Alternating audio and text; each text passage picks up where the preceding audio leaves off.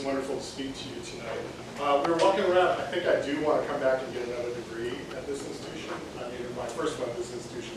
I want to go back to college. This is such a cool campus to be on, so it's really an honor and a delight. So, if I may, I'll start by just giving you my title there. Everybody hear me okay? And as was just alluded to, most of what I have to say, according to the theme of academic freedom and campus politics right now, comes under the heading of misinformation. I think there's quite a lot of misinformation about what tends to happen on an average college campus these days, particularly at an exciting, excellent institution like this one. So, no bones about it. I do have a strong take, as it were, but as a disclaimer, I don't understand any of the claims I make to be in defense of any kind of stereotypical political position, conservative or liberal. I actually try even not to use those terms or phrases as modes of reference, except just to describe the way other people use those terms and think about them. So feel free to follow up with me on that at all during the Q&A.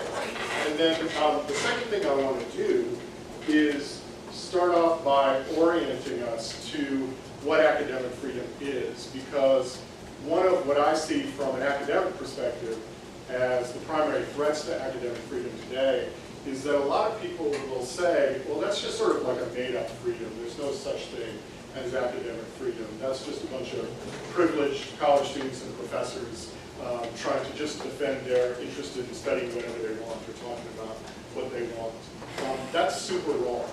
Academic freedom was first codified in Western history back in the 1100s. This is a text of the Authentica Habita, or Privilegium Scholarium. This is Holy Roman Emperor Frederick, and he is proclaiming that there are certain freedoms, rights, and responsibilities that scholars at the first university in Western history should be accorded. He's saying that if you study at the University of Bologna, this is the oldest in Western culture, still operating university today in Bologna, Italy. If you study there, you're going to have certain freedoms. First off is freedom of travel. Why are you going to get the freedom of travel? Because University of Bologna, if you think about the time period, they're in close contact with the Middle East, with Islamic scholars. Islamic scholars have knowledge of what many Europeans have lost, which is Roman law. So there's church law at this time, but the rediscovery of Roman law is a major discovery for Europe and for Western civilization. So we have all these scholars traveling back and forth, and they're going through different kingdoms and provinces and so forth. So freedom of travel means the first university in Western history begins as a multicultural, interdisciplinary center where people don't want to get arrested just because they're traveling through a province and they don't know the laws and so forth. So freedom of travel will encourage the recovery of knowledge that's beneficial to all of society. He also says hands off from local prosecutors. So in other words, university students, scholars, they'll still be subject to potential punishment if they break quote-unquote laws, but it'll be handled in-house. It'll be handled by the university itself. So in other words, no political harassment of scholars. They need to be free to study what they want to study. And this is an imperial declaration of support for scholarly inquiry. The emperor is saying it. So at this early stage then, you have this political authority recognizing that if you set up a learning community, still much like we have at the University of Pittsburgh, for example, you're going to have good things to society that even I as emperor would want to benefit from, I want to be associated with. This is not a one-off. The first several universities in Western history, you have similar codifications. So for the University of Paris, Pope Leo at the time issues a papal bull. And it says students and scholars have the right to strike. That is, they have the right to walk out of the classroom if they're not being treated fairly. So they're, in essence, unionized, and that's a fine thing. They have the right to pass and enforce university statutes. What this means is that the university governs itself. We decide what we teach, what we study, what policies we have. Universities are going to be autonomous institutions free from political interference. This is in the 1200s. And the right of teachers to teach everywhere without further examination. What does that mean? That means that if you have credentials, you are an expert in a subject area, you're not going to have to please authorities over and over again to say you know what you're talking about in a classroom, in a study situation. Your credentials are professional, they're non-political. So I don't want to make too much of this because Pope Gregory in particular will go back and forth and kind of take away these freedoms at certain points. So this is not like a rosy picture all across the board. What it demonstrates is that academic freedom is something that was put into law before Enlightenment declarations of rights, for example. It was put into law before we had in Western society protections for freedom of conscience and religious beliefs, like we would have in the later Renaissance and Enlightenment. And in many ways, the idea that universities could have these sorts of academic freedom is a precursor to those later things which revolutionized the Western world in the direction of greater individual freedoms and rights of expression. So academic freedom is a real thing, and I want to use that as a reference point because there's a lot of misinformation about what universities are and how they allegedly have operated and whether or not academic freedom is something that's just a silly made-up concept. The other frame of reference, because we're going to go through some sort of tour a little bit of different forms of misinformation about college campuses, another frame of reference I'd like you to keep in mind, these are my claims, these are my terms of debate. Not long ago, I was privileged to also be giving a lecture on the subject at the University of Alabama. The University of Alabama is a world-class university, but it's only become that very recently.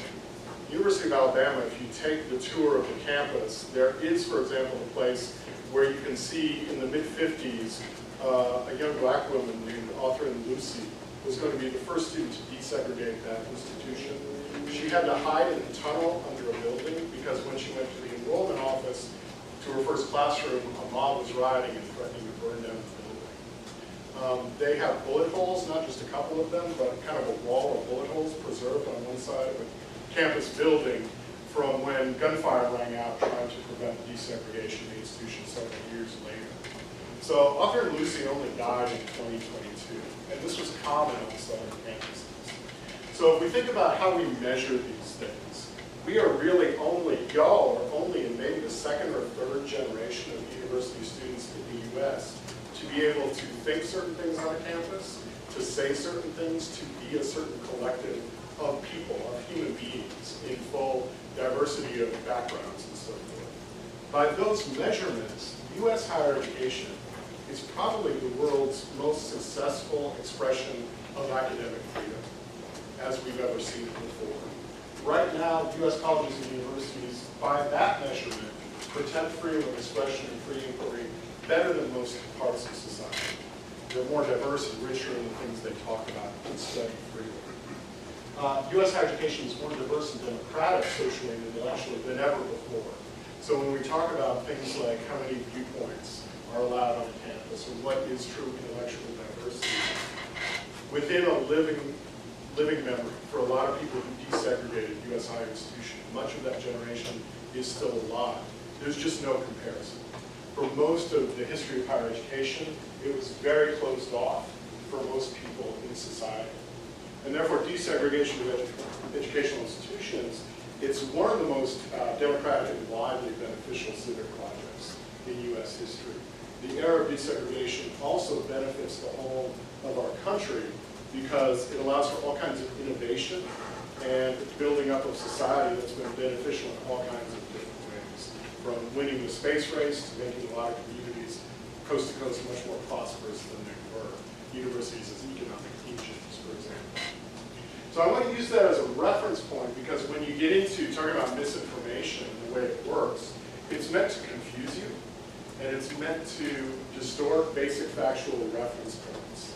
So if these are the cases, if academic freedom is a real thing that's really very well enfranchised in institutions like the University of Pittsburgh, why do I see this on my local news one night, for example? This is a screen grab of a poll question that was asked in the middle of a news broadcast. I just happened to catch it. So this is a corporate-owned local news station in my State College, Penn State University. And what this means is that this was not local news. This is something that local news affiliates, thousands of them, are commanded to screen on the nightly news every night. So we know from research that if you ask a poll question this way, it'll boost your chances of getting a yes. Instead of just saying, is indoctrination happening on college campuses? Do you agree with the law, who apparently is an expert in this? And so sort of boosting, pumping things up in terms of more positive results that way. So if all of what I've said is true, where are we now? Why has this become a normal way of talking about universities? That's my question. That's been what I've been trying to figure out in the recent book that was just referenced and the kind of ongoing research I'll present here. So I won't do a big deep dive reading, but sort of just to get my overall argument right so y'all can keep me honest and you know where I'm coming from. There's a sizable literature spanning generations of U.S. history. It shows that many Americans long praised colleges and universities as essential institutions. The College of Rhode Island, which later became Brown University, was founded by saying that institutions for liberal education are highly beneficial to society. Georgia legislators established the flagship university of that state in 1785 by explaining that it's the distinguishing happiness of free governments that civil order should be the result of choice, and the public prosperity of the people very much depends upon a suitably educated citizenry. George Washington advocated the creation of what he called institutions for the diffusion of knowledge over and over again. He had this idea of a national university that would promote union from all parts of the nation under the Constitution. 1818, Thomas Jefferson helped to found the University of Virginia by saying that it would form the statesmen, legislators, and judges on whom public prosperity and individual happiness are so much to depend. And throughout the 19th century, the United States became what was called, in a complimentary way, the land of colleges. Americans from all walks of life advocated new colleges and universities to not only serve groups traditionally excluded from higher education, including women, black people, agricultural communities, members of religious denominations, but also to enhance the Republican experiment writ large. They did so even in the face of fierce resistance. From the middle of the 20th century forward, public officials and business leaders commonly praised the ingenuity and heterogeneity of U.S. higher education as a critical infrastructure of American society. But not so today. So where are we today? Where has this tradition of positive talk about universities gone? Cynicism, hostility, and misinformation now characterizes public discourse about higher education. Pundits, politicians, and representatives of wealthy, hyper-partisan think tanks daily insist that universities are threats to the republic, not one of its greatest strengths. A virulent new strain of McCarthyism has become the rule, not the exception, in popular diatribes and best-selling pseudoscience about higher education. We've come a long way from the time when, in 1786, Benjamin Rush, a famous Philadelphian, sorry I got shouted out anyway, a signer of the Declaration of Independence, Rush wrote tirelessly about higher education in the early republic. He praised the ability of universities to convert men into republican machines so that they could perform their parts properly in the great government of the state. So higher education today, I'm arguing, it's not only the target of resurgent McCarthyism. We're now witnessing, according to scholars of the 1950s anti-communist Red Scare, a more severe version of the anti-democratic attacks on higher education that transpired in that era. That period featured some of the gravest assaults on civil liberties in American history. And so it's mostly remembered for the Hollywood blacklist, but in actuality, higher education was the first target of McCarthyism in the 1950s. 1 out of every 5 people who were unjustly charged with subversive activities and forced out of their professions came from academia, 1 out of every 5. So stereotyping and scapegoating institutions of higher education is now the norm in both news media and political discourse. I would say this is a centrist, this is a widely accepted way to be talking about universities. Ostensibly centrist, nonpartisan views of universities, they're passively cynical to actively hostile. The notion that most college and students and faculty have become too political, too dedicated to socio-political progress, too inclusive, that's both popular and bipartisan, the sort of general suspicion of what we do in universities. An alarmingly effective, long-running misinformation campaign about free speech crises, political indoctrination, witch hunts, and more in universities has helped normalize knee-jerk anger against these institutions. And so this general new McCarthyism has created fertile conditions for the rise of a political movement obsessed with establishing state control over higher institutions of learning through censorship and investigations. That's what I'm arguing we're facing, not from any kind of stereotypical political perspective, but again saying those ideas have become pretty popular in a bipartisan way, and that's what I'm concerned about. So what I want to talk to you all about the rest of our time then is a little bit about where I previously said some of this is coming from. Why has it become popular to talk about universities in these negative ways? And talking about them in these ways to boost public anger and hostility against universities in general. And the very idea that a university is a good thing for a democratic society regardless. So on the one hand, there's a lot of precedence for this, and I'm not going to be talking about something that's more familiar like this so much at the outset. This is an example of something I talked about in my previous book. But we have, in a way, homegrown suspicions about what happens in universities. It's just become what I would say alarmingly normal as a way of talking about universities. It's a very famous text. It's about 75 years old. It's William F. Buckley, God and Man at Yale, sorry, about 55 years old. And he publishes this in the late 40s. He's just about 3 or 4 years out of Yale himself. And this text, I'm not sort of diving into it, but what I'm saying is that this text is a really key template for establishing in American public discourse the idea that it's a good thing to always be asking, what are the political views of students and faculty at universities? Is this familiar to y'all? Is that very plain we still do this? This is a McCarthy-era text. Buckley was also flirting with being an informant on professors at his alma mater at the time with the FBI with J. Edgar Hoover. In other words, manufacturing evidence that there were communist sympathizers that should be thrown out of Yale at this time. That's pretty well established. And if you read this book, it's a book that a lot of people talk about as an intellectual tome, but don't read closely. He establishes this template.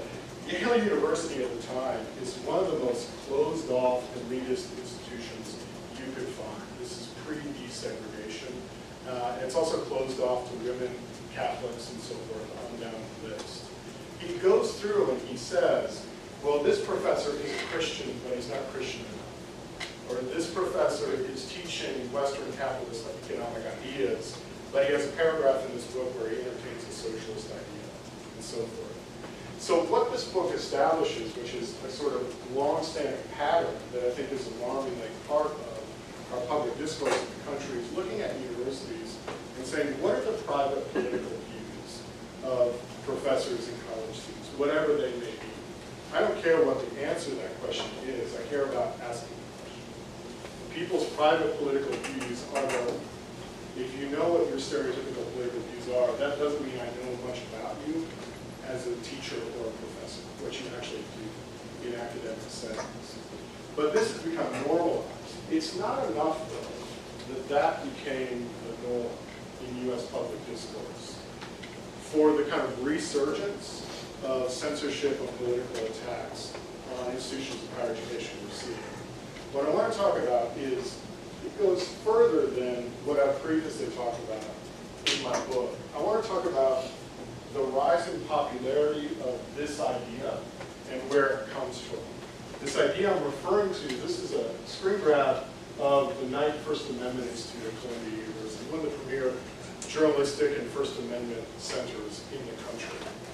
The idea that we're looking at that's new and that's being put into law, they state it pretty directly here. We're seeing a lot of attorneys general for different states and people at the federal level arguing this, that states are entirely unconstrained by the First Amendment when they restrict pedagogical speech in public schools because such speech belongs to the state through the state to the people. In other words, a professor speaking in a classroom is an extension of the state. If that's funded by a public legislature at the state or federal with federal money, I as a professor would have to speak as an agent of the state. I'd be forced to do that. So that I couldn't say anything that was contrary to the political agenda of whoever was in charge. This is the new idea that's being argued in a lot of state legislatures now. So this is a profound assault on academic freedom. And I don't care what the professor may be in terms of liberal, conservative, or whatever. If that law is in play, or if this idea is in play as law, then that's a restriction on everybody's freedom to learn as they want and to teach as their expertise tells them what the facts are of what they're supposed to teach. This makes U.S. higher education just an agent of state government. So, previously in my book that was referenced, I talk a lot about the kind of vocabulary that's very familiar to us now in domestic politics and where it came from. That idea I just referred to wasn't part of the vocabulary of the negative talk about higher education at the time. So I'm assuming these are going to be very familiar topics like panics over trigger warnings and safe spaces and so forth, and this whole vocabulary. I'm moving away from that, or adding to it rather, by saying where did this sort of other idea come from? That we can not only sort of kind of permanently ask, what are your private political beliefs as a student or professor? And for example, in Florida right now, there's an annual survey of student and faculty private political beliefs that has to be completed by law. So, in addition to this, I'm asking where this new idea that universities, it'd be good if they were just agents of the state. If they were constrained by what the state wanted a professor to say in their classroom. So, can I do a little storytelling? Just to sort of answer that question. We have to look abroad. And this is, I'm going to show some language. It's not super intense or inflammatory, but there is some broadly bigoted language we could say going on here. What I'm doing now is moving out in my research going on that I'm sharing with you all from the domestic scene and the international scene. There's many ways to talk about the assault on academic freedom in the U.S. as I'm presenting it, as kind of part of a broader international assault on academic freedom. When you have academic freedom being assaulted, you also have democratic values being assaulted. The idea to learn what you want, to think what you want. There's a not famous conference that was held at Moscow State University in June of 2008. This is the dean of the social sciences. So like if you had a dean of your social science faculty here, it would be the equivalent person. And this is a person as a stooge put in by the Russian government. And they have what they call, they're going to have this big sociology conference. There's not a lot of sociology in Russia at the time, because it had only just opened up to Western ideas. It would have been very kind of traditional, maybe on pace with the 1960s state of sociology as a discipline at this time. So what they used this for is an excuse to marshal a lot of propaganda against LGBTQ people. This is a big international conference. We're going to have serious sociological thought. And the dean of the schools talks about how Russia has no future if there are homosexual and lesbian rights.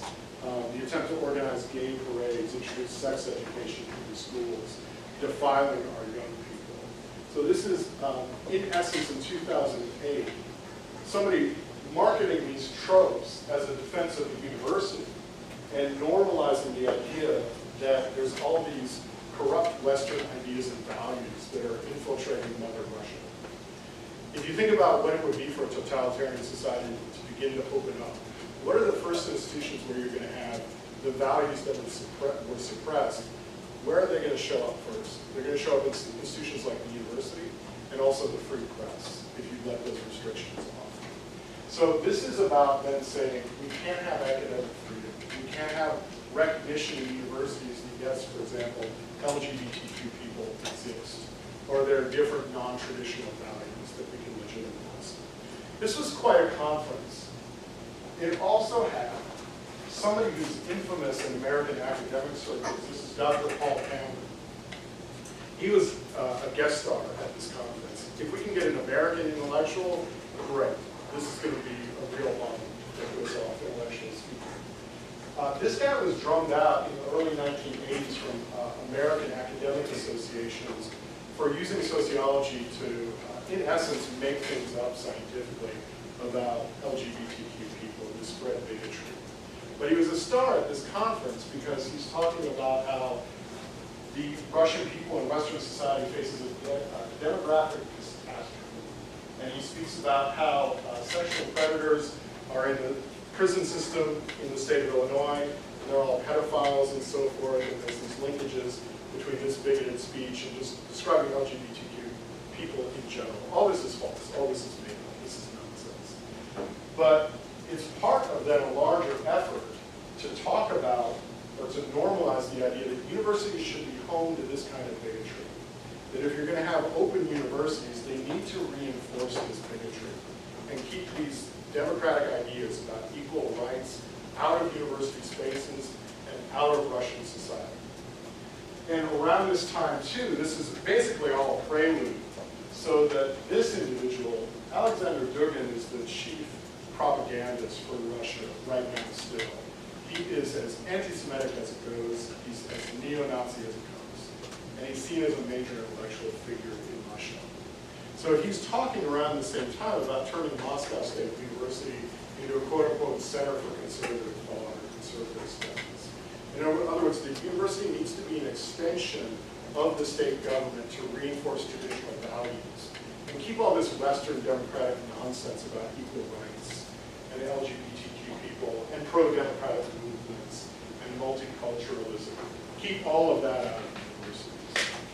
If some of these tropes sound familiar, these emphases, these are the sort of ideas that have migrated here through these sorts of feeder events.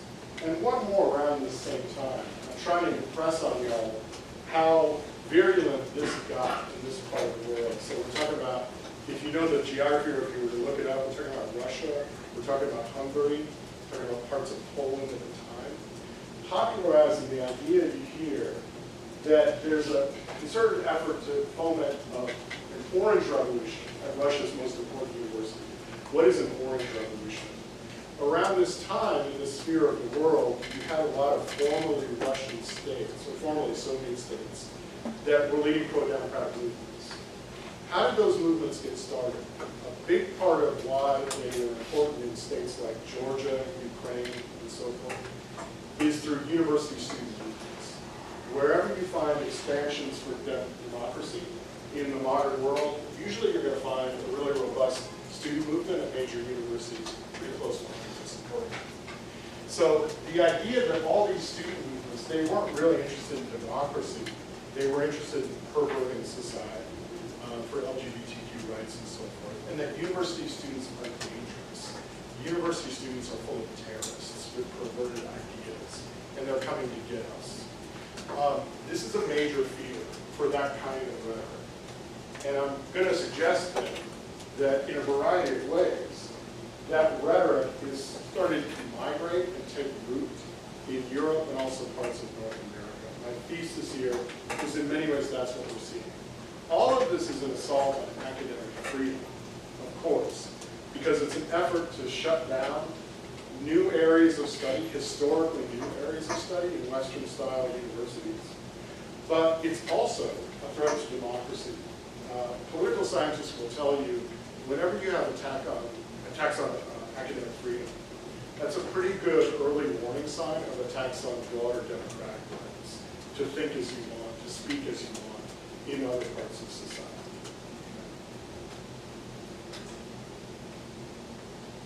So Timothy Snyder is a very famous historian right now. This is an expert in totalitarian Russia and totalitarian Germany. And his thesis, I don't think this holds up 100% across the board. I think this is more like a good, broadly helpful way to think about what's going on. His thesis is that from the end of World War II up until the last decade or two, the flow of influential ideas went from west to east. So North America, the United States in particular, and then Europe, we wanted to reform these formerly totalitarian parts of the world, Germany, Russia in particular. So west to east, we were exporting ideas and our influence. You need to get on board with multiculturalism. You need to get on board with treating people equally. You rule of law, democratic norms, humanitarian values. His thesis is that because of the kind of events I was just describing, we're now seeing a reversal of that pattern. We're going east to west with a lot of influential popular ideas. Ideas created in this part of the world are becoming surprisingly normalized and gaining a lot of influence from Russia, Hungary, these sorts of societies. Turkey's involved in this too generally, kind of migrating over into our part of the world and becoming popular. And these are in many ways anti-democratic, illiberal ideas. So there's a lot to kind of talk about. That's some ways that thesis holds up, some doesn't, but I'm saying it's kind of, I think, a generally good, provocative way to think about these things. And what ideas are we talking about then? A lot of the ideas that he signposts and ways of talking about Western culture, it's as if there's a, I mean, not as if, I think it's pretty well demonstrated, this is a bipartisan understanding, that these governments want to market everything good in the West and positive and historically beneficial as bad and dangerous as threatening. So these are normal authoritarian tropes right now for this part of the world that are migrating east to west. The idea that democracy is corrupt and chaotic and disorganized. This is an authoritarian trope because, well, we can get rid of that corruption and chaos for you. Just let me be the single figured in, or put just this one party in charge permanently. We'll clean things up. The idea that liberal democracy is a failure. By liberal democracy, I mean something nonpartisan. It's the idea of democracy based on equal rights and fair treatment of everybody. It's to say you can vote for anything you want, but you can't vote for taking rights away from people or treating them as lesser citizens and so forth. The idea that that's a failure has become normalized, as opposed to something that's liberated tens of thousands of people in different countries. Western elites want to destroy culture and tradition. So by the time we get into this list, you can start to see how universities are part of this thinking. That universities are promoting these ideas that democracy is actually good, that liberal democratic values are beneficial. Universities are cited by these propagandists as elites, elitist institutions, and so forth. We are in the University of Pittsburgh on high deciding what's good for the country. Western media is referred to by just anything they can throw against the wall. Nazis, Jewish financiers, the LGBTQ lobby, all kinds of sexual deviants. The idea is that we've got to get rid of the free press. And this translates over to universities as well. We can't have these schools of journalism teaching people that they can print anything they want. My favorite of this list, in a very cynical way, is human rights fundamentalism. The idea that if you're at a university and you teach that it's good for human rights to be recognized, if you marshal evidence and say society works better when our human rights are recognized broadly and equally, the fundamentalism part of this phrase means, well, that's just a belief you have. There's no evidence for that. So that's just like any kind of fundamentalist religious belief. You're being intolerant if you think everybody should have fundamental human rights, because that takes away my right to say this person is a lesser human being. So this is sort of nonsense talk, but all of this is about turning then what's positive on its head. So I'm arguing that these ideas are migrating, have migrated very quickly over the past 10 to 15 years, east to west. It's become surprisingly normal in talking about the universities especially and their role in democratic society. So what I'm looking for, and have looked for in my book, is where are the feeders? How is this going to come into American society? How are these ideas going to be translated into our public discourse about education and youth and higher education? Why is that threatening to academic freedom? That's my question. Hanging with me on that question, okay? That makes sense? So it's around this time. This is 2015. Do you all know the reference point for this? Is this familiar? The theme of the coddling of the American mind? This is a really important text. This is printed in the Atlantic magazine, so it has the imprint of being high intellectual stuff. This is an article originally, and then it becomes a best-selling book. And this is significant. This is a turning point by itself, but I'm also using it as a representative of like broader forms of discourse that have become really commonplace. The thesis of this this article. It's written by an attorney named Greg Lukianoff and social psychologist Jonathan Haidt. And their thesis is that y'all are too coddled. You've grown up in a culture of what they call safetyism. You've been too worried about having a peanut allergy. You've been too concerned about always buckling your seatbelt. You've been allowed to consume as much television as you want and social media and so forth. And you have these weird ideas, generationally speaking. This is Dennis talking about me. You have really weird ideas about political involvement and so forth. The idea here is that American university students have become too coddled, and they're stunted, emotionally speaking. This is, in the presentation, it seemed like, wow, this is a very new, interesting intellectual idea. If you look up the ways in which people used to talk about university students in the 1800s and 1900s, this doesn't look very fresh and original. They would talk about it in a really disciplinary way, that youth need to be shaped whether they like it or not. They need to be disciplined, they need to be restrained, they need to be regimented. This is a disciplinary punitive text.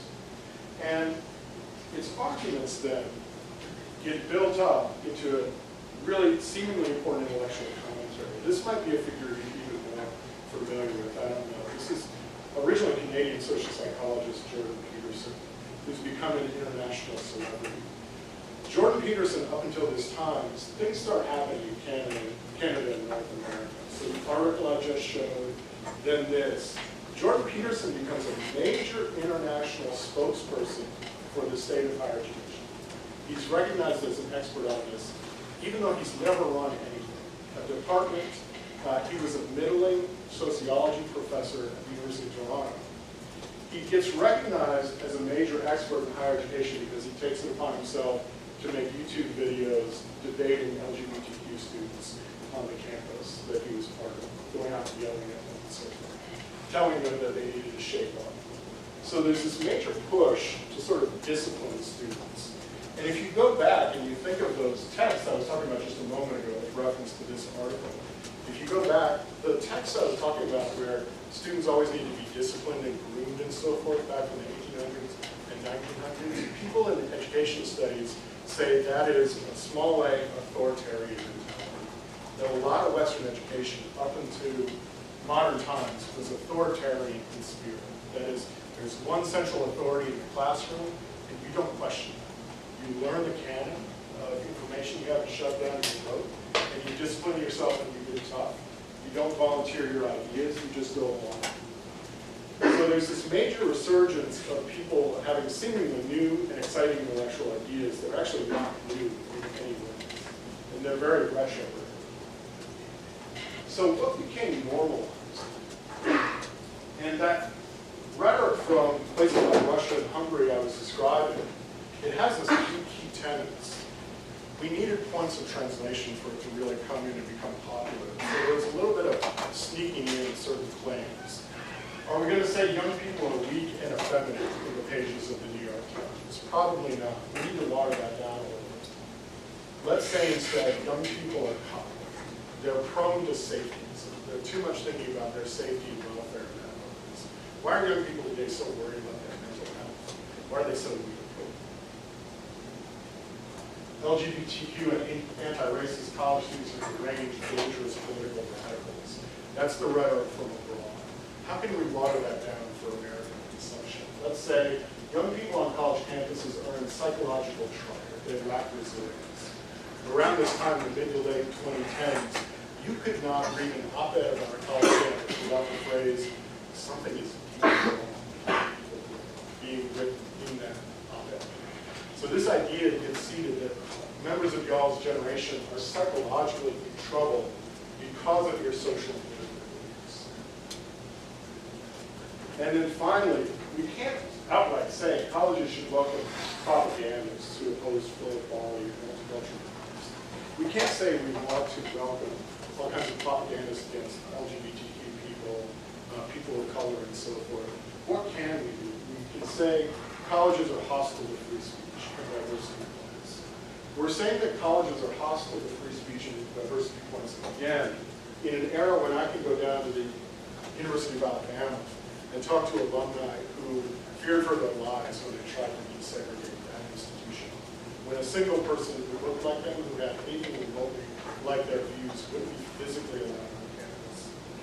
So we've come all that way, and somehow we get this idea of hostility to diverse viewpoints.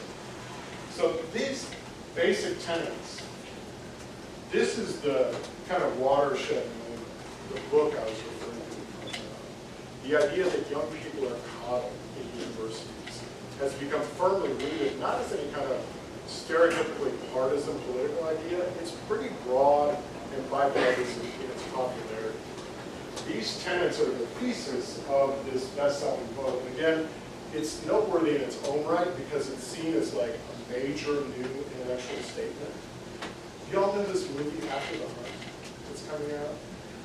I haven't seen it, but when I watch the trailer, I'm just trying to be descriptive. It's almost like I think somebody must have, for some of that dialogue, said, ChatGPT, write this drama as if it came out of this book, The Coddling of Reader. These are the central tenets, and a lot of people look at this book and say it's pro-free speech, it's pro-college students. To make the connection with authoritarian ideas that I want to make, if you read the whole book, at the end of the book it says, we recommend cognitive behavioral therapy for undergraduate students today. Literally. If you're familiar with cognitive behavioral therapy, that's where you have some sort of, maybe you grew up with a trauma, where you have some anxiety or something, and you have thoughts that you can't quite get rid of. And cognitive behavioral therapy is a real thing. It's a super helpful thing that teaches you to sort of think through and process emotions in a much healthier way. It's not to be used to diagnose a whole generation of people you've never met and will never treat in a clinical setting. But literally, you can look it up. It has a sort of guidebook at the end, or chapter of how to use cognitive behavioral therapy. If you have these social and political ideas, there might be something wrong with you. You're probably too common. Here, I'm not trying to make fun. I'm literally describing what the book says. And the serious point is, that is how authoritarians talk about members of their population that have pro-reform ideas. Authoritarian, totalitarian systems, they get people used to saying, well, maybe my ideas aren't right. Why should I have this much confidence in these ideas? Is there something wrong with me? I need to self-monitor these ideas. Where do they come from? There's some problem I've got to take care of and measure up. So that's what I'm arguing is there's not a direct correspondence. I'm not suggesting any of these authors or figures are sort of working with foreign governments or anything like that. I am suggesting that they notice what gets you popular, what helps grow your public platform, and what gives you influence. These ideas that students are coddled and so forth for these reasons, and they have long-headed views, have become extraordinarily influential. In school boards every week, I guarantee people are bringing books like this in with them in order to try and remake policy.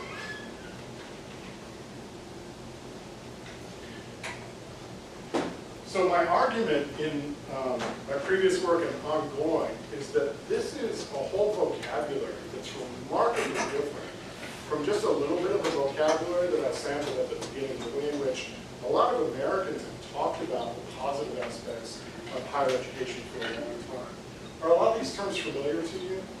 These have become generalized descriptors of college campuses, as if for many people, in a bipartisan fashion, as if these things are accurate and descriptive and so forth, and scientifically grounded.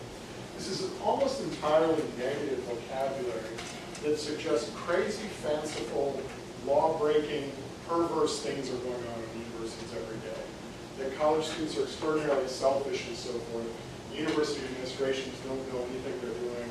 Professors are merely practicing indoctrination across the board. Universities have huge problems these days, don't get me wrong. And there are many problems long-standing with U.S. higher education. For most of its history, it's been badly segregated and primarily sort of very elite constituencies. The problems with higher education are not this. This is a largely made-up propagandistic vocabulary, I'm arguing, that has become accepted as a somehow accurate description of what happens on college campuses. And I'm arguing, too, that threatens and explains the threats to academic freedom that we're finding today. If this is your worldview of universities, that's a pretty aggressively negative thing. And that, here's just a few examples. The way in which this worldview sort of catches like wildfire. This is just a small sampling of the kind of op-eds I take on in the book. But it's no surprise now why a lot of public opinion polls are saying people have negative views of college campuses if this is a relatively daily media diet. An argument from April of 2017 that if you speak on a college campus and you arouse a protest, you might get a beating these days. That you're always going to be intimidated. I feel you all intimidating me right now. It's terrible stuff. Or the idea here in this article by an intellectual named Andrew Sullivan, we all live on campus now in the sense that these witch trials we've been hearing about on college campuses, they're coming to get all of us. We're going to have all of our society run like a repressive college campus. James Madison weeps, college students are clueless about free speech. So this vocabulary then is in many ways, it has the influence of these ideas of a lot of people who actually don't know much about Western-style universities and the way in which they're very supportive of democracy, and the way in which they've been very positive forces for pluralistic ideas and expression.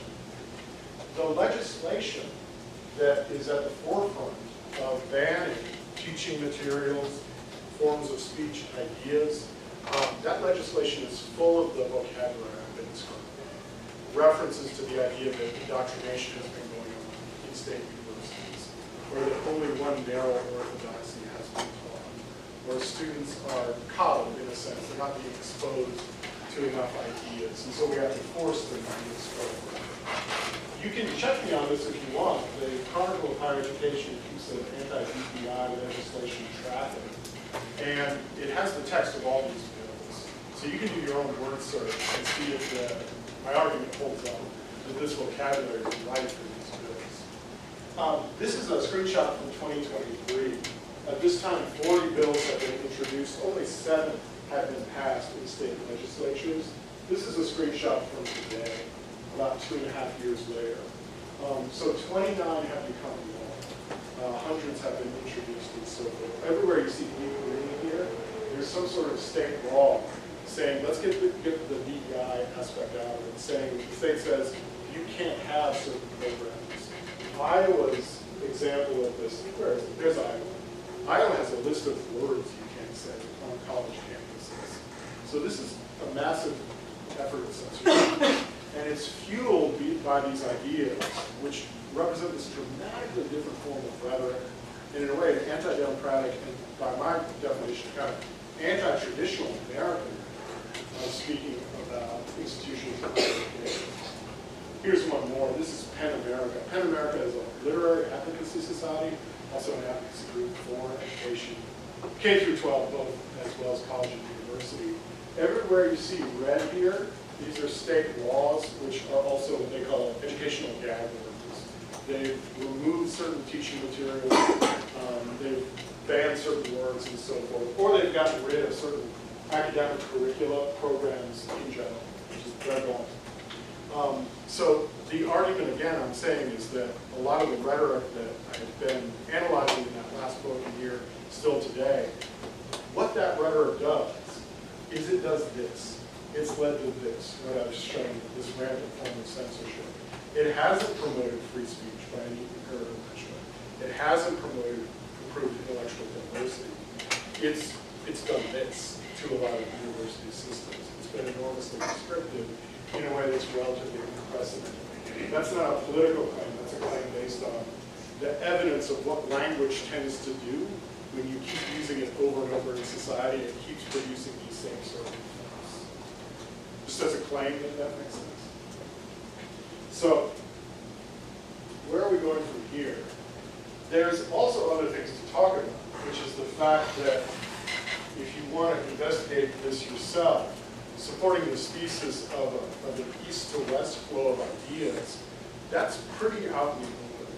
If you're familiar with this figure, this is a political polemicist, Christopher Rufo. Again, I'm not very interested in him. I'm interested in the class of figures he represents. This was the person that was appointed to reform the university system in New College University in Florida. No prior experience running any type of university. What did he have? He was a fellow at the Danube Institute. What is the Danube Institute? The Danube Institute is a think tank run by Hungarian President Viktor Orban. And Orban's government has been known for restricting democracy by, in many ways, restricting what you can say in educational spaces and removing certain campuses from the country. So the idea that's operative here, it's being done in pretty plain sight, is that yes, you can have a university and you can have a modern educational system, but you can't talk about equal rights for certain people, and you can only express so much, questioning of the government and things of that nature. And by the way, in that country too, there's been similar restrictions on the freedom of the press. It's mostly gone. So this coordination is fairly out of the open. That is the model for what, in their own language of just quoting what they say they want, a lot of people now in charge of these educational institutions who are passing these laws, that's what they want. That kind of model of government, which is an artifact of, higher education. That model, I want to suggest, we have other resources. We're in a moment where these ideas have become dominant. Again, in a really popular way. These ideas that there's something perverse happening here on campuses, there's something wrong with us as a generation and so forth, and the idea that these schools need to be restricted. I'm arguing actually that as opposed to that being patriotic, that is in many ways opposite to a significant strain that's always been present in American history when it comes to thinking about how the United States educational institutions could be different. What do I mean by that? We have other resources. We don't have to pay attention to all this negative rhetoric about institutions of higher ed now. Benjamin Franklin was famous for building institutions of knowledge in the early republic in a really influential way, including libraries as well as universities. His document here, Proposal for Regulating the Education of Youth in Pennsylvania, that forms the academy which then becomes University of Pennsylvania, really crucial heavy institution. But he also advocates educational opportunities for poor and working classes, for girls and women, and for African Americans. This is before 1776, well before. What else is going on? Thomas Jefferson's Declaration of Independence. Jefferson writes this in 1776. He's less than a decade out from being educated as a student at America. Every word of the Declaration of Independence, this is a strong hit, but come on, I'm confident about it. Every word of the Declaration of Independence comes from Jefferson's college education. He learns modern science and modern philosophies of rights from Newton and from Locke.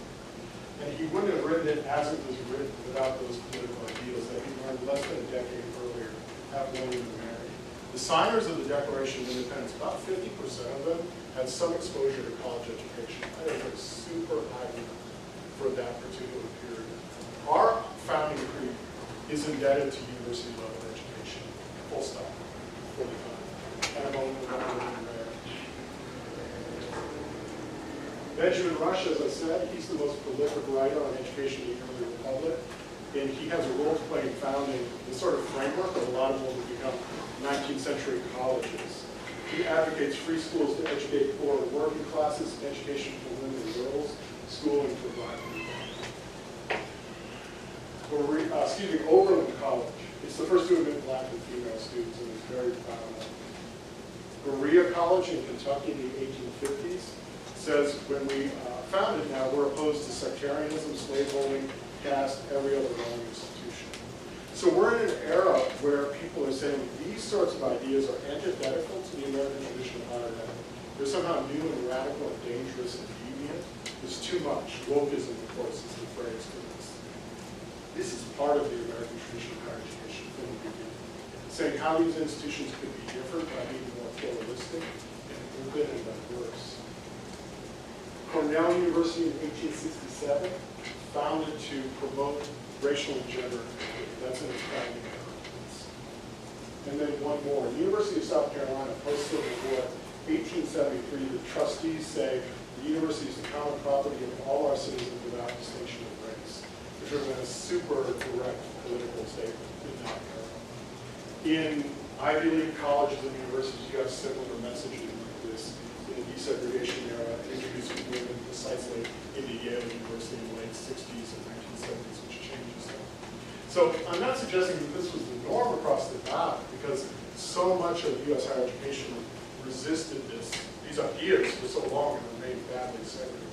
What I'm saying is this is a significant part of a distinctively American way of thinking about how the society could be different and freer, greater liberties for all by having these sorts of modernized institutions in higher ed. So to kind of come full circle then, we have that way of talking about things as opposed to the feedback loop here is pretty complete. Now we have somebody like Russian President Vladimir Putin parroting back a lot of what is popular now, saying gender fluidity should not be taught in schools and so forth, that should not be rammed down students' throats. And you do have a lot of other intellectual figures, and this is the kind of popular uptake I'm most concerned about, kind of coming to my ultimate point here. This is a political science professor at University of Notre Dame, Patrick Dean. He's probably one of the foremost thinkers of his kind today. He's very influential for a lot of people in federal state governments now. When he says, I don't want to overthrow the government, I want something far more revolutionary, he's arguing that universities should get back to reinforcing culture, traditional norms of culture. And his most famous book, I don't know if you've seen this, Why Liberalism Failed. Liberalism meaning here classical liberalism in the sense of going back to the Enlightenment, everybody should have equal rights, individual freedoms, and so forth. His argument here is that liberalism, Nazism, and Soviet communism, these are the big three failed ideas of the 20th century. So the push to give everybody equal rights is a failure, just like Nazi ideology, for example.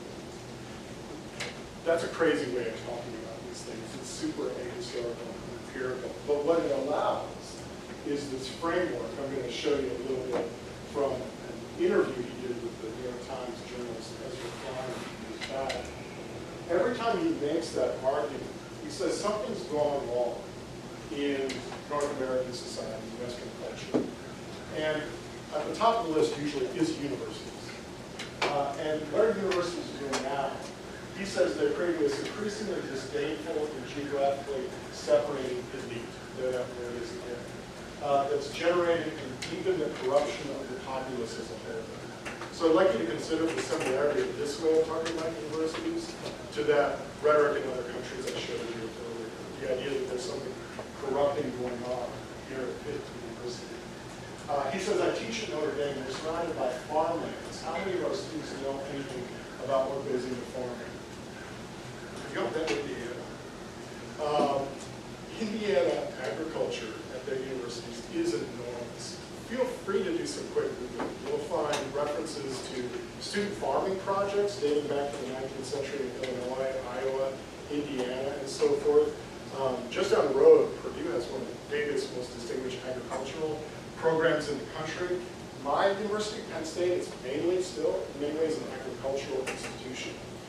The idea here is that this doesn't need to be fact-based. We're doing everything we can to normalize the idea that universities are somehow sort of eroding the authentic culture of the United States, the authentic people, and so forth, and replacing them with a quote-unquote cosmopolitan elite that just goes off to London, Rome, India, and China, and so forth. So these are the kinds of ideas that do get a lot of play in our media today, as if they're like deep intellectual news sorts of ideas. And I'm arguing then that, again, we have these different reference points we can point to. Those ideas are threats to academic freedom. And academic freedom is not some superfluous thing you can just wave away. As I said, reinforcing my original point, it's a long-standing codified part of the Western tradition, and it's one of the best parts of Western history. The idea that back in medieval times, people knew that academic freedom was a thing that should be protected, even in far more authoritarian systems than we have today. And that we're going to have to square these claims about the state of higher education, this kind of rhetoric, in an era when just walking around the University of Alabama campus, for example, it strikes me that 20 or 30 years ago, hundreds of people that I can see would not have their ideas would not have been there. And that would not have been considered a world-class institution. Thank God it is now. And that's one of the best things about American society that's happened over the past few generations. So how are we going to square those facts with the super negative rhetoric about universities being the enemy? That's the puzzle I'm working on trying to unpack it. I hope that's helpful for you all. And I'd be happy to answer any questions and so forth, whatever we do.